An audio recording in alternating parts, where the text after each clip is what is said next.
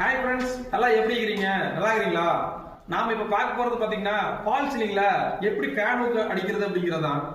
இப்படி ஒரு L channel செஞ்சுக்கணும். நாம பாத்தீங்கன்னா எல்லா கீழே வந்து நம்ம தேவையான அளவுக்கு வெட்டி கடைசியில வந்து எஸ்எஸ் ஃபேன் ஊக்க வச்சு பில்டு பண்ணிக்கிறோம்.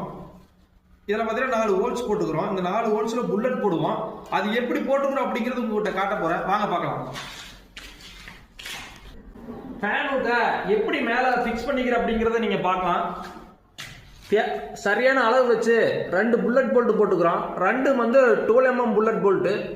இந்த புல்லட் போல்ட் அடிக்கிறதுக்கு 20 mm ட்ரில் பிட்டு கரெக்டாக இருக்கும். ஃபினிஷிங்கில் எப்படி இருக்குதுன்னு பார்க்கலாம் வாங்க.